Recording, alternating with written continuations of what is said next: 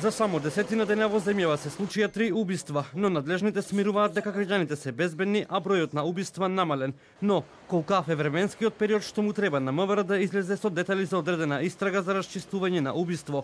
Министерот Спасовски посочува дека водењето истрага не значи градба на зграда. Истите нема да се водат преку медиуми. Да не очекувате дека истрагите ќе ги водиме преку медиуми и дека вие ќе ги поставите камерите и јас ќе ги соопштам сите детали.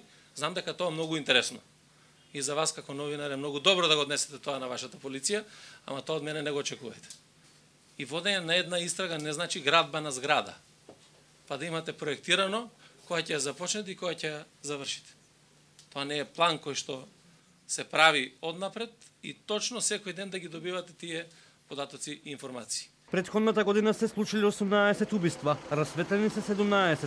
Останува нерасчистена истрагата за убиството на Рузвелтова во Скопје, каде животот го загуби и Наим Ајети. Наим Ајети, според неофицијални информации, е братот на Джелал Ајети Джело, кој пред неколку години беше изрешетен во својата чејджилница, а за кого надлежните го врзуваа за лихварство.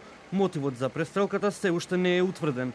Овде на улицата Рузвелтова вечерта на 29 септември минатата година од возило Сеат Алтеа беа испукани 25 куршуми, од кои животот го загубија 2 лица, а најмладиот 19 годишниот беше хоспитализиран во болница.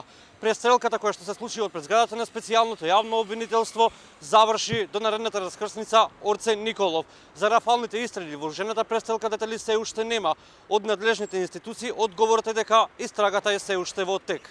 Во однос на убиството во Сарај кое се случи пред 2 дена, кога беше убиено 20-годишно момче, од МВР велат дека се работи на расветлување на случајот за кој постојат сведоци и идентитетот на сторителот е познат, по кој се трага по него. А за него, како што велат од Министерството за внатрешни работи, и претходно имало кривични пријави за носење оружје.